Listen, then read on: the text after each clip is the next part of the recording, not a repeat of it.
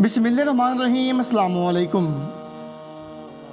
बहुत ही उम्दा और दिलकश आवाज़ वाले मुअज़्ज़िन ने नमाज मगरिब की अज़ान शुरू की थी कि जब काले जादू का बादशाह उर्फ़ आम में मशहूर कमान वाले बाबा जी, जिसको आज की मुसलमान ख़वातीन ने मुर्शिद मान रखा था, उसकी हर जायज़ व नाजायज़ बात फ़कत अपनी ख्वाहिशात की तकमील के लिए पूरी करती थीं।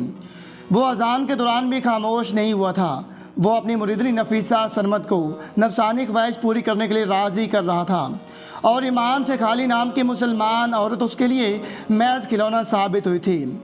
लिहाजा वो भी कमान वाले बाबा जी की बात मान गई थी।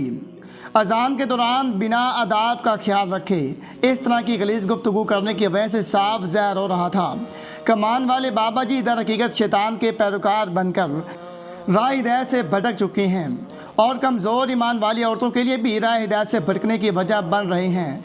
नफीसा सरमद भी इन कमज़ोर ईमान वालों में से एक साबित हुई थी। लिहाजा उसने अपनी देवरानी का घर तबाह करने वाले गैर शरई काम के लिए अपना जिस्म ईमान सियारी शैतान के पैरोकार बाबा जी कमान वाले को सौंप दिया था। जब शैतान के पैरोकार बाबा जी कमान वाले ने अपनी हवस मिटा ली थी तो उसने नफीसा सरमद को 3 जुमेरात लगातार आने का कहा था ताकि वो और उसके चेले जी भर कर रवस मिटा सकें। जब 3 जुमेरात गुजर गईं तो अपनी और नफीसा सरमद की गिलाजत को मिलाकर एक तावीज़ देखा और इसे देते हुए कहा कि यह अपनी देवरानी के खाने पीने वाले बर्तनों के स्टैंड में छुपा देना। 2 हफ्ते में तुम्हारा काम हो जाएगा। आधे पैसे आप दे जाओ और बाकी के आधे काम हो जाने के बाद दे जाना। लिहाजा नफीसा सरमद ने तयशुदा आधी रकम शैतान के इस पैरोकार के हाथ पर रखी और घर चली आई। उसने कमान वाले बाबा जी के हुक्म के मुताबिक तावीज़ बर्तनों वाले स्टैंड में रख दिया और शिद्दत से अपनी देवरानी का घर बर्बाद होने का इंतज़ार करने लगी। मगर उसका इंतज़ार तवील होता गया, यहाँ तक कि 2 हफ्ते पूरे हो गए और उसकी देवरानी के घर पर कोई असर नहीं हुआ। अलबत्ता एक तब्दीली आई कि उसकी देवरानी अब पहले की निस्बत ज़्यादा इबादत गुजार हो गई थी और ससुराल में उसकी इज़्ज़त पहले ही थी। मगर चंद दिनों में वो ससुराल वालों के अजीज़ व अकारिब के दिलों में भी अपना मकाम पैदा कर चुकी थी। यानी बहुत हद तक तावीज़ ने उलट काम दिखाया था। नफीसा सरमद अपनी देवरानी को खुश देखकर जलते अंगारों पर लौटने लगी थी और इस हालत में एक बार फिर बाबा कमान वाले शैतान के पैरोकार उसके पास जा पहुंची थी और उसको अपनी देवरानी के हालात बताए थे। ये पहला मौका था जब बाबा जी ने कमान वाले को शिकायत मिली थी और उसके जादू ने कोई असर नहीं दिखाया था। लिहाजा बाबा कमान वाला भी समझ गया था कि जिस हस्ती पर जादू करवाया जा रहा है वो भी कोई आम नहीं है। इस जब की बार कमान वाले बाबा जी ने नफीस सरमद को मुर्दा हामला औरत का खून लाने का कहा था। यह अमल इंतहाई ख़ास और बरगज़ीदा लोगों पर किया जाता था और बाबा कमान वाला अपनी ज़िंदगी में पहली बार यह अमल करने जा रहा था। लाख कोशिशों के बावजूद भी जब नफीसा सरमद मुर्दा हमला औरत का खून हासिल नहीं कर सकी तो एक बार फिर बाबा जी कमान वाले के पास पहुंची थी और शैतान का पुजारी बाबा तो जानता था ये काम नफीसा सरमद के बस की बात नहीं। लिहाजा उसने हमला मुर्दा औरत के खून के इवज़ तगड़ा मुआवजा नफीसा सरमद का जिस्म तलब किया था।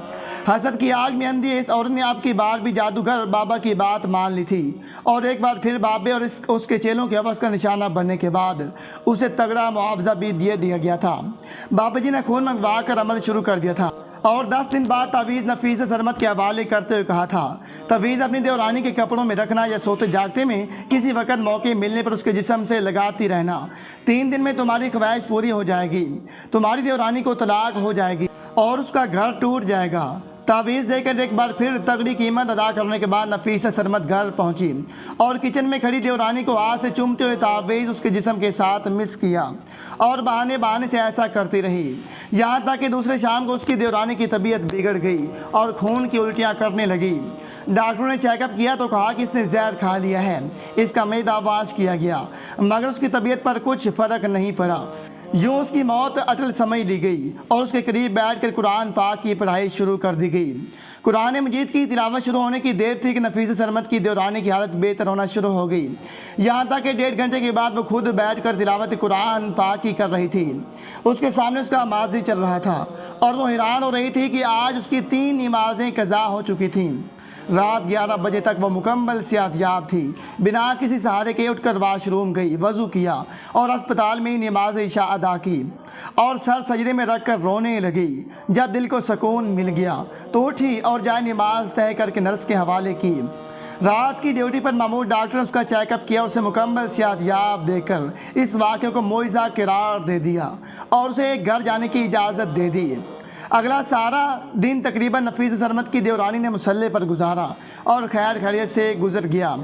चौथे रोज़ सुबह नफीस सरमद बाबा कमान वाले के पास पहुंच चुकी थी। उसे सारे हालात से आगाह किया तो बाबा जी कमान वाले की अना को ठेस पहुंची। वो हैरान था कि एक औरत इतने मजबूत ईमान की कैसे हो सकती है कि इस पर जादू असर नहीं करे। लिहाजा आपकी बात बाबा जी ने खुद चिल्ला करके अमल करने का फ़ैसला किया और नफीस सरमद को साथ लेकर हिंदुओं के शमशान घाट पहुँचे। उसको अपना ठिकाना दिखाया जो गारे मिट्टी और लकड़ी की छत वाला एक कमरा था। साथ ये भी बताया कि मैं 14 दिन तक यहाँ चिल्ला करूँगा। 14 दिन बाद या तो तुम्हारा देवर देवरानी दोनों मर जाएंगे या फिर मैं मर जाऊँगा, और अगर वो मर गए तो तुम्हें उम्र भर मेरा गुलाम बनकर रहना होगा।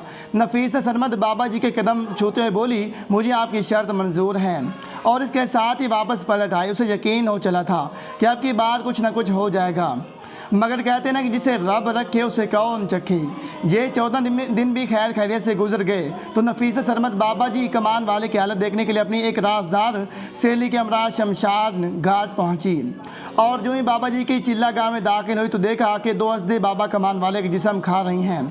जैसे ही उनकी नज़र नफीस सरमद पर पड़ी वो उसकी तरफ लपके और नफीस सरमद जान बचाने के लिए बहर को भागी। बाबा जी की चिल्लागाह से कुछ दूर पहुंचकर वो मुंह के बिल गिर गई और उसके गिरते ही बाबा जी की चिल्लागाह भी ज़मीन बोस हो गई और इसमें आग भड़क उठी।